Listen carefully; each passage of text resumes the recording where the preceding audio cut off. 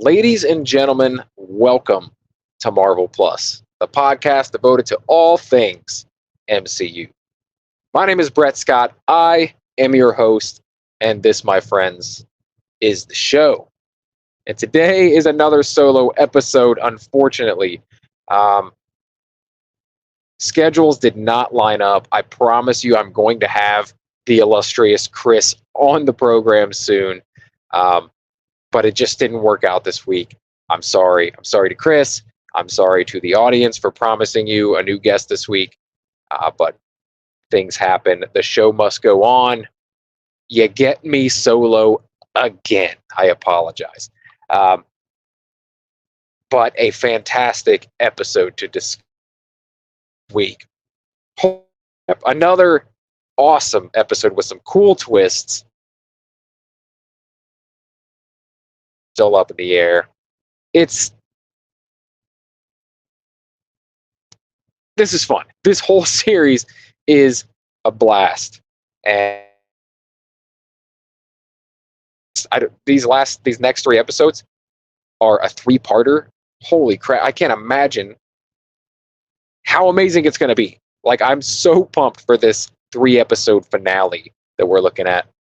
But before we get there, we've got to talk about this episode, which is clearly setting up this big 3-parter we're working into. This week we got an episode called Bright Eyes, and if you go back, it's kind of a deep cut. If you go back to the original animated series, there's an episode where Rogue calls Cable Bright Eyes, and so, man, these writers are really smart because, or whoever decided to name that the episode, because not only is it like a more rogue-centric episode, but it's also featuring Cable. Perfect title. That's like, it's not super on the nose. It's actually pretty subtle, and you have to be like a long time fan or someone who's recently rewatched the series to even get it. And even then, you still might have missed that reference. But just brilliant title for the episode that ends up being rogue centric with a surprise guest spot with Cable at the end. Which it's like, I already knew Cable was going to be in it because of the title. Well, I assumed, right? But wow, fantastic episode. Like I said, it's just solo episode today, so unfortunately, it's just going to be you and me working our way through this episode together. But let's do it. I'm going to pull up my notes here, and we're just going to go through the episode and kind of chat about it as we go along. By the way, while I'm looking up these notes, if you're interested in the video version of these podcasts or extra episodes of the podcast, bonus episodes, go check out the Marvel Plus Patreon. There's a few people over there now. I'd love to get those numbers up. And then also, please come and join the Marvel Plus Facebook group. A lot of great conversations happening over there. And just, it's I don't know, it's more collaborative, I guess. We can discuss episodes. We can post stuff related to the series or stuff, related to other stuff outside of the MCU even. Like, it's just a fun group of people who happen to enjoy Marvel Plus, but also are just big nerds like you and me. So come check it out. There's 60 plus members over there right now, but I'd love to get that number up near 100. Just for funsies, why not? The 100 sounds like a good round number. But I'd love to have you guys join. There's been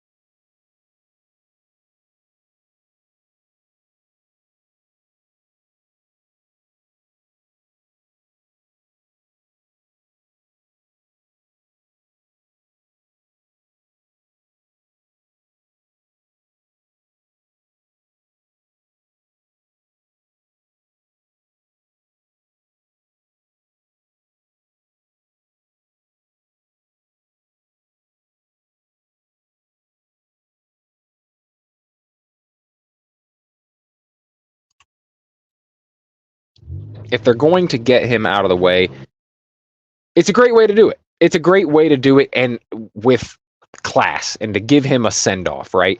Like you don't just have him stay at home like Wolverine babysitting the kids. Uh, Give him an awesome send off, and they did, man. This might have been the coolest moment I've ever seen for Gambit in a story, is the way he went out. And so this funeral, where it might not have been a big, like such an awesome thing if they hadn't given him that great send off, but giving him that great send off and then having this eulogy be read by Nightcrawler, having everyone bawling their eyes out at this funeral. Man, I'll tell you, this series is so much more adult than the series that I enjoyed as a kid and re-enjoyed as an adult. It is so much darker. There are so much darker themes being tackled in this. We'll get to even more of them later, but holy crap, it's so damn mature, the stuff that they cover in this. And it's great. It's great. Not least of which is this funeral scene, right? Jubilee is very upset. She's upset that Rogue is not at this funeral, being that Gambit lived for Rogue, absolutely loved Rogue, and she loved him, supposedly. She's upset. Jubilee's upset that Rogue is nowhere to be found at this, memorial for Gambit, saying goodbye to him. She's gone. But where is Rogue? Where is Rogue? This is Rogue's episode. It really is. If there's a spotlight on anyone in this episode, it's most definitely Rogue. So Rogue is on a cross-country rampage, trying to track down Henry Gyrick, who's currently in prison, but they keep moving him around for some reason, right? She needs to find Gyrick in order to get a beat on Bolivar Trask. Trask, that's who we're really after, right? Trask is the Sentinel guy. He's the guy we really want to get to, not Gyrick. But the only way to get to him is through Gyrick.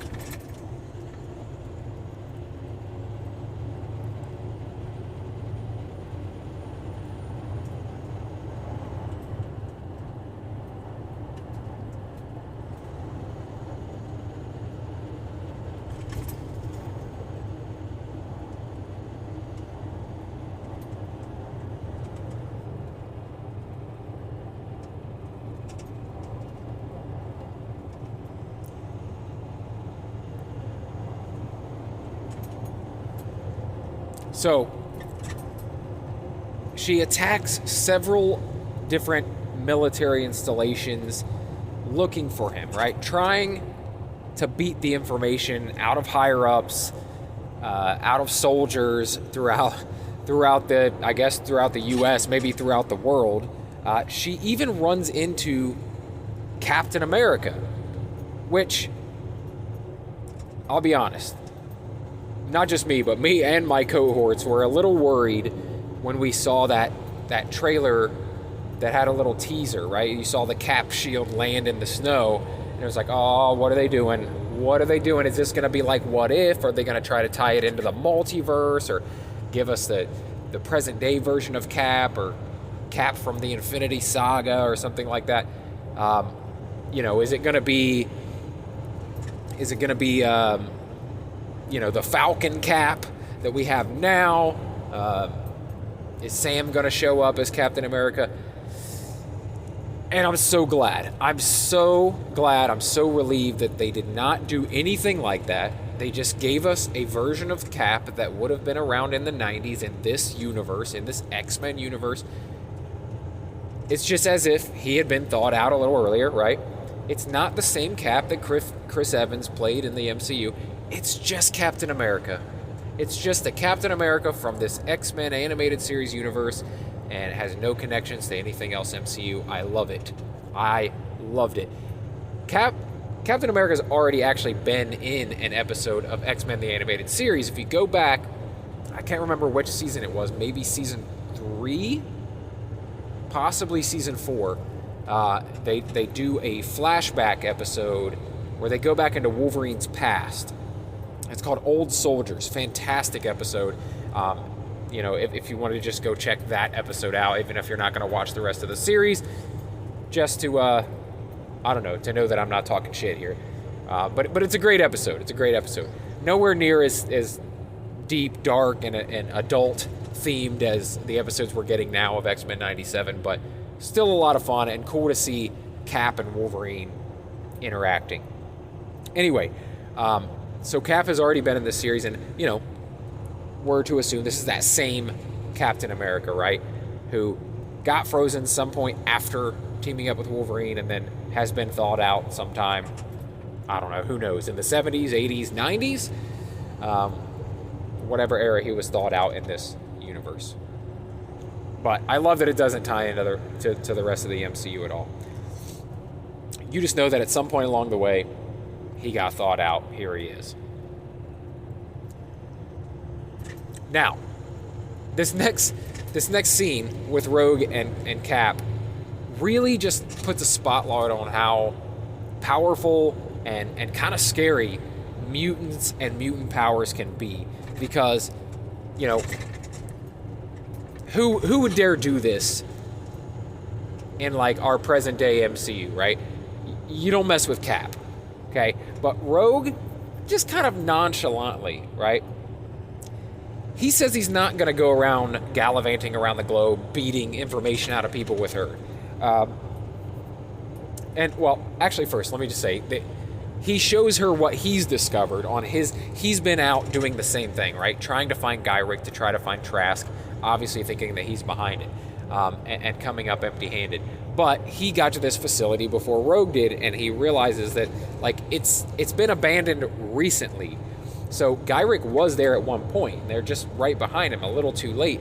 But there's evidence of an organization called OZP, which I'm not even sure, and they haven't revealed what that stands for yet. But it is revealed later that it is some sort of organization that kind of picked up where the Sentinel program left off, and continued to work with Sentinel tech going forward.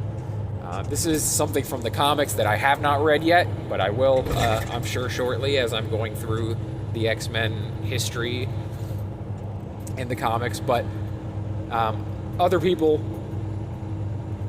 more versed X-Men people, are very aware of OZP and what that is. But it's still kind of deep cuts. It's not like a major thing in the X-Men universe. So,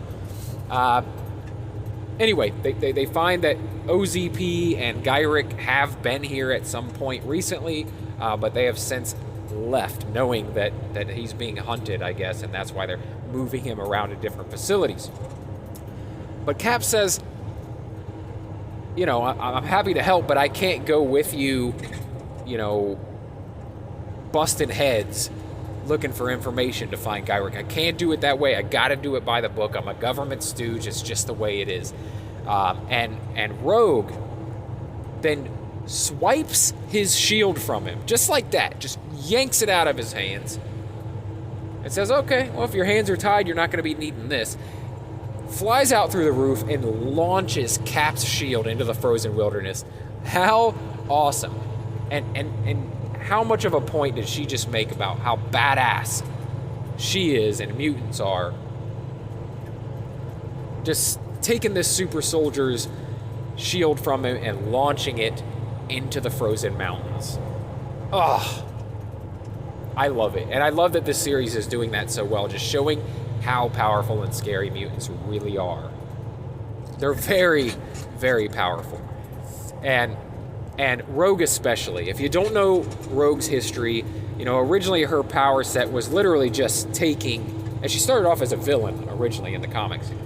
But her mutant power is to absorb other people's energy, whether it be mutants and their powers, or people and their life force and their memories and talents, what have you.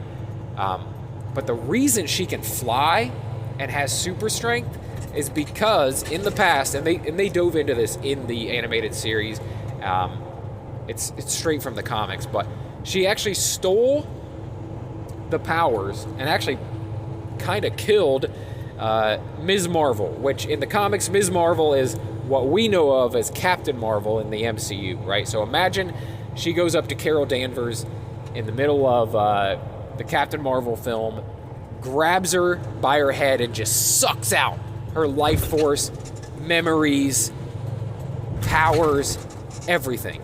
This is why Rogue can fly and has super strength. She has Carol Danvers powers permanently. So tell me that's not a badass. That is a scary character. She's super powerful. If you really take that into consideration, she can take anybody's powers and use them for herself. If she wants to, she can make that a permanent transformation. Anyway, on with the story. So while Rogue is on her search for Henry Gyrick, the X-Men, and mainly we're focused here on Cyclops and Jean, they are helping with the cleanup after the attack in Genosha. They're searching for survivors in the rubble, and it's been like a week, so most people don't believe there's probably any survivors left. But Cyclops is clearly missing Madeline. Jean is kind of starting to empathize with him a little bit and realize that, you know, it's not his fault, and she's kind of wishing that Madeline hadn't perished as well. And you know, at one point, actually before this is a great scene with Cyclops. I can't just gloss over this. Cyclops is talking to the President of the United States, and he's urging him to help more and to do more in Genosha and to getting to the bottom of who's behind it and searching for survivors, etc. Basically, the president's playing politics. He can't play one side or the other. He can't be being too sympathetic to the mutant cause. It's fucked up.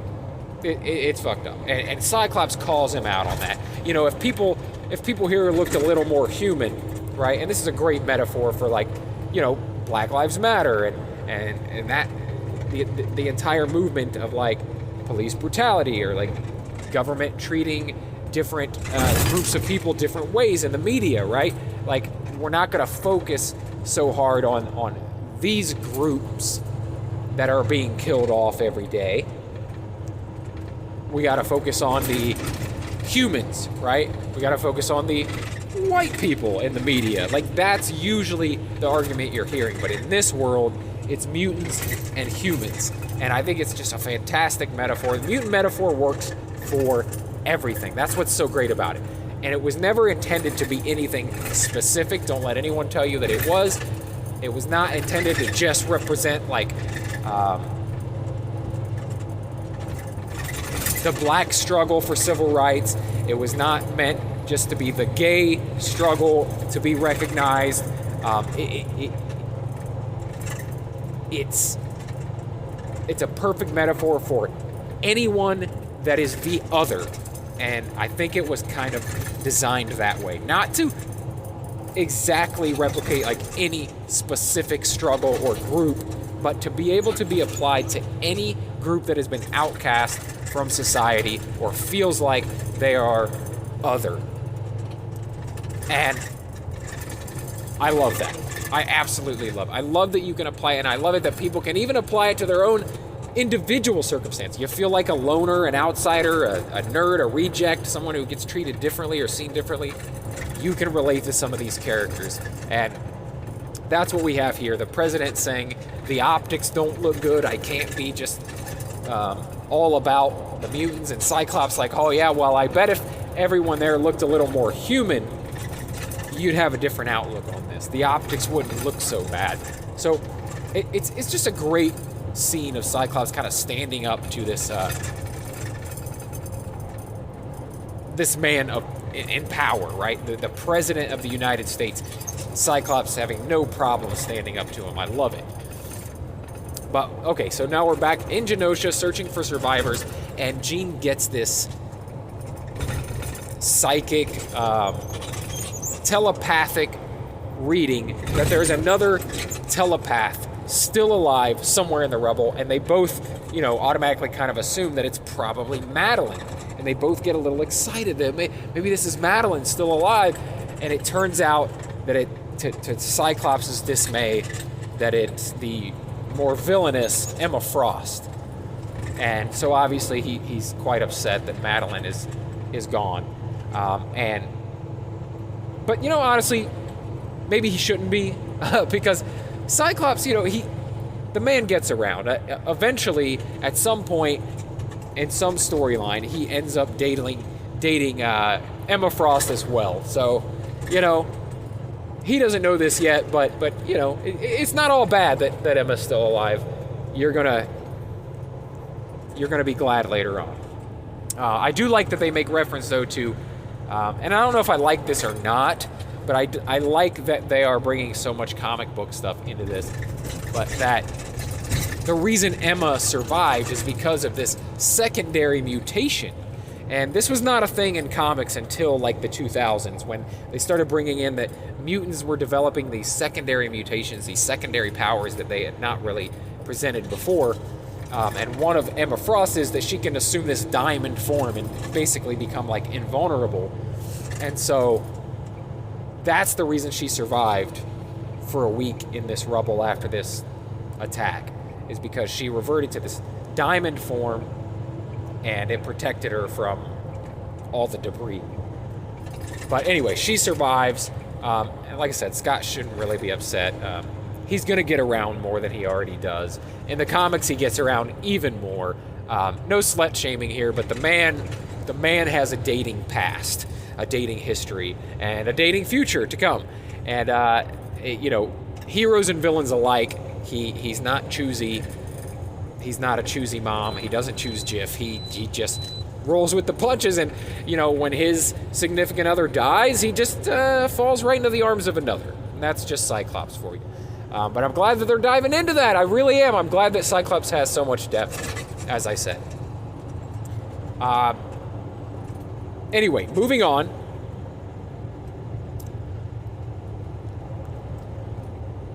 Rogue finds Gyrick eventually at this facility in Mexico, where he basically tells her, like, hey, there's no stopping what's coming.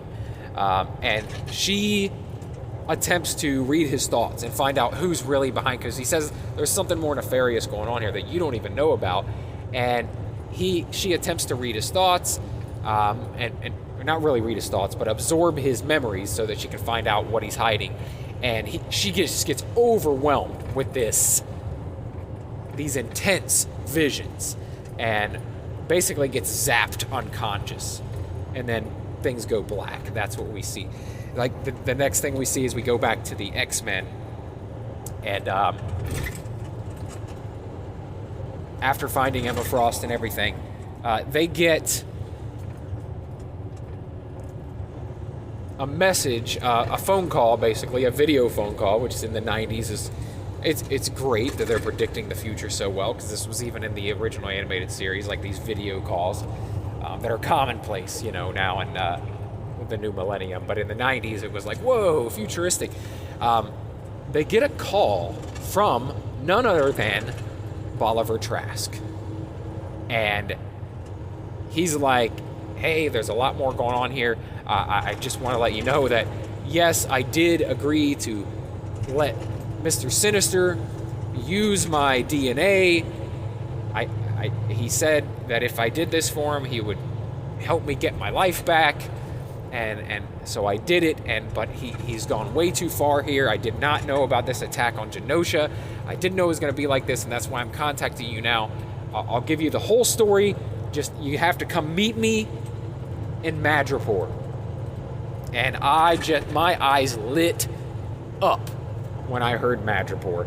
I can't remember if we ever went to Madripoor in the original animated series, but I love Madripoor. It's one of my favorite fictional destinations in the Marvel Universe. It was mentioned, or it was actually shown briefly in an episode of Falcon and the Winter Soldier, but if you really want to know about Madripoor, you should dig into the comics. It's laid out even better there. Wolverine ends up there a lot if you want to find some good Madripoor stories. But what Madripoor is basically, it's a criminal haven, right?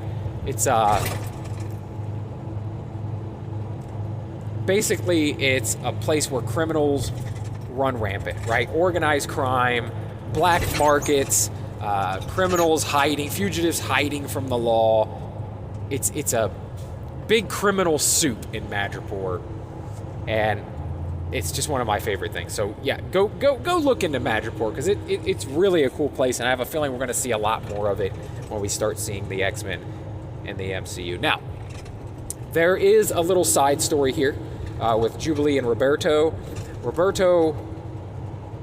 Jubilee kind of convinces him to go and tell his parents that he's a mutant. He's been hiding this from them for years. So they go to visit his parents, where he breaks the news that he's a mutant. And basically his mom's like, yeah, we know. We know. A mother can always tell. Another great metaphor, right? This is another great metaphor for maybe the gay community, right? Like people coming out to their parents. And the parents, a lot of times, already kind of know, but they don't feel like it's their place to out their son or daughter to them. They let them come to it in their own time, if they're decent, tolerant people, right? And so, again, the mutant metaphor works on so many different levels, and this is just another example of that. But he comes out to his parents as a mutant. They say, we kind of already knew. The house burned down a few times. Your yacht was attacked by Somali pirates, quote unquote. So yeah, we kind of knew. We were just kind of letting you come around to it on your own and tell us in your own due time. But we still need to keep this on the hush-hush for image sake. We can't have people knowing that we have a mutant in the family, because they are a family of some prestige, right? They don't want to be associated with the tragedy in Genosha or mutants in general, so he's got to keep it on the hush-hush. And that's kind of the last we see of that for this episode. I'm sure we'll dive into it more a little later, but Roberto is now fully out to his parents, and that's it. They accept him, they love him, but they still want to keep it a secret. So, the X-Men stop on their way to Madripoor. They pick up Rogue in Mexico, where she comes out of her, little mini coma where she passed out.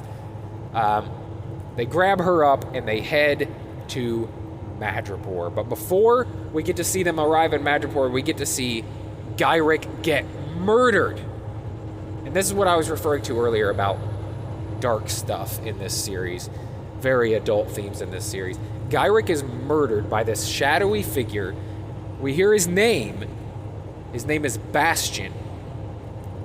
But we don't know anything about him at this point. And I was going to go into this in more detail in this episode because I had to look up who Bastion was. I didn't know if this was a new character they were introducing. I assumed not. That there was some history to this character, but I wanted to know more about him, so I looked him up. But I don't want to break that just yet. I want to wait and let this here, because I don't want to ruin it for anyone who doesn't know this character and is just letting it unfold in the animated series. So I will dive into that more probably next week with my guest when we review episode 8. But Bastion is definitely a known quantity in the X-Men universe. And is a very powerful and scary person. I'll just say that. So, moving on, the X-Men arrive at Madripoor. They go to this facility, and they find it not abandoned, but all of the OZP guards that were there are all rendered unconscious. There's no one else there, and they find a secret entrance through the soda machine to find where Bolivar Trask is. But it's kind of weird because it looks like they go into an underground lair, but somehow end up on the roof. But they're on the roof of this building, and Bolivar Trask is up there. They make a Oppenheimer reference. He's kind of lost his mind. He's up there all, I am become death.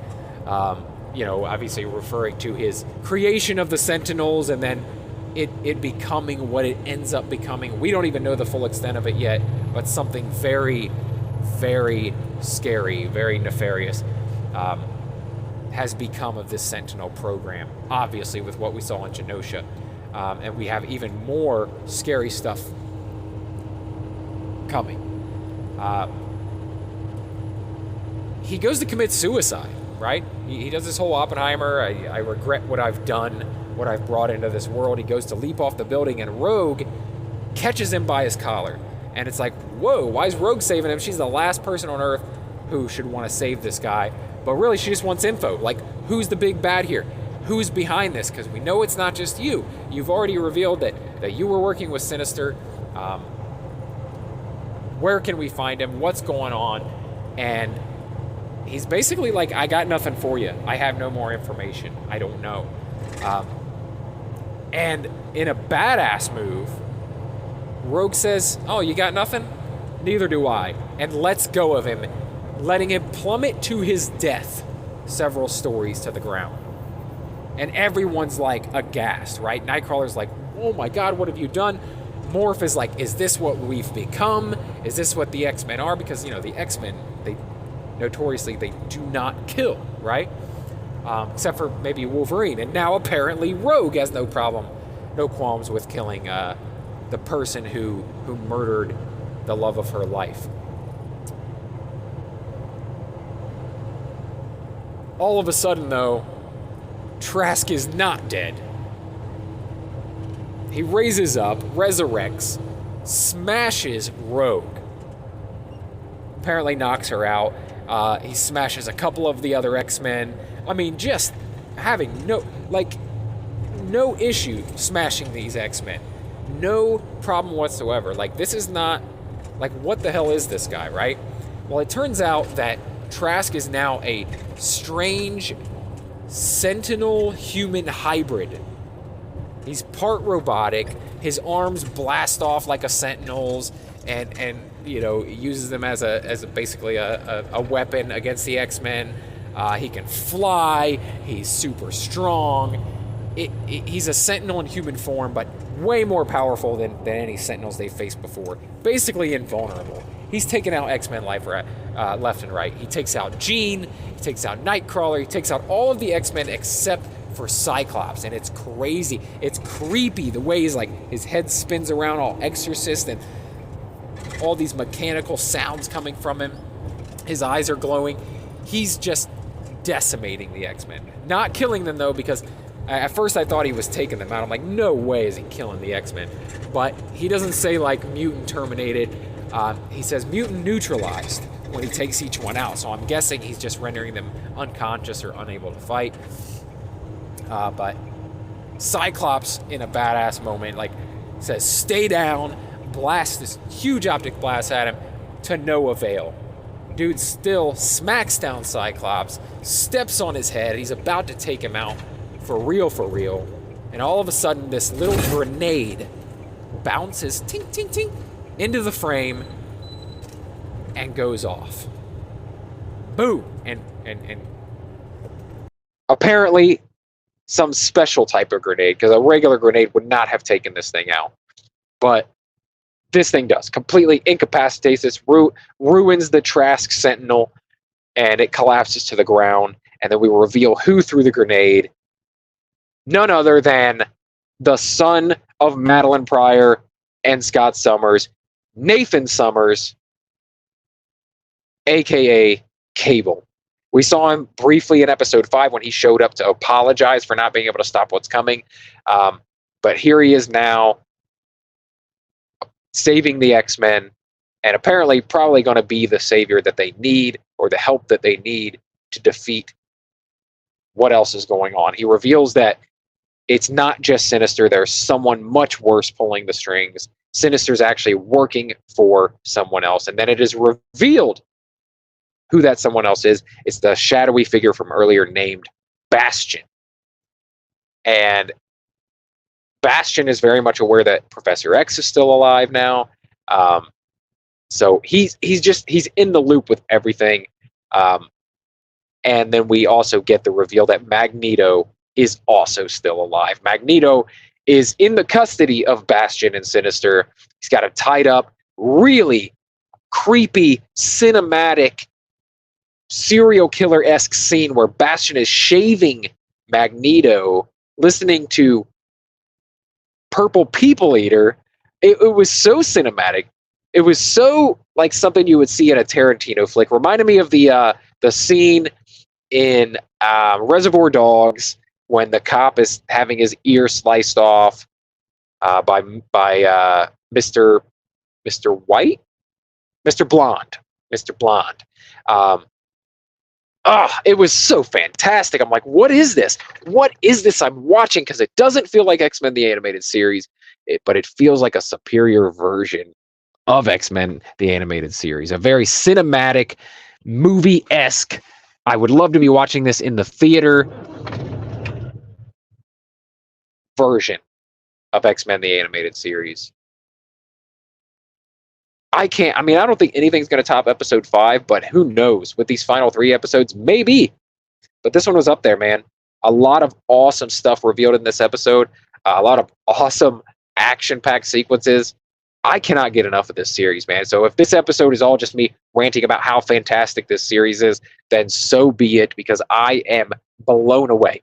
Please, please give me this kind of quality in bringing the X-Men to live action. Please give them this much character depth, this much awesome action, these types of stories being told. Please give us something that resembles this X-Men 97 series when we see them in live action. I've been waiting for this for so long. I've been waiting for the MCU to reveal their live action X-Men to us since way before Disney ever bought Fox. I was hoping that eventually Marvel would get the X-Men back and we would get to see a new version of live action X-Men. And I loved most of the X-Men films that Fox made. I just think that Marvel can do it even better. I've always believed that. And this series, if the live action is anything like this series, I will double down on that theory. The MCU can make something that rivals or surpasses what we've seen from the MCU thus far. Because the X-Men, in my opinion, and you know, if you've been listening to this podcast for any length of time, I mention X-Men every chance I get.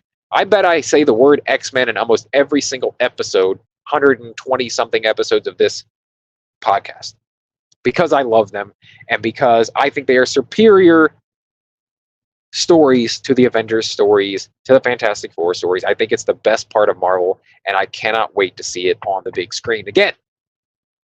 Anyway, I know, another short episode, and maybe a little boring with me just trudging through the episode, but hopefully my excitement about the X-Men is enough to suffice.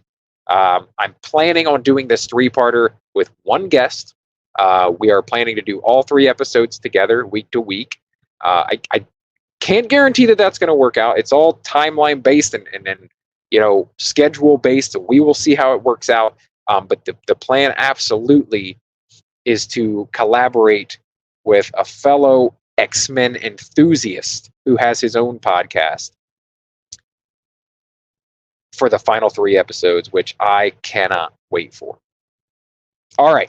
That is going to do it for my recap and review. I hope you all enjoyed it as much as I enjoyed talking to you. Thank you so much, as always, for tuning in. I've already kind of given all the plugs at the beginning of the show. Whatever you can do to support the show, share the episodes with your geeky friends, rate and review it anywhere that you can. Check out the Patreon if you're interested. Get some Marvel Plus gear. All the links are always in the description. I will talk to you again real soon when we talk about episode 8 next week with a very special guest. This has been Marvel Plus. I mean, how do I say it? As always, my name is Brett Scott, and this has been Marvel Plus.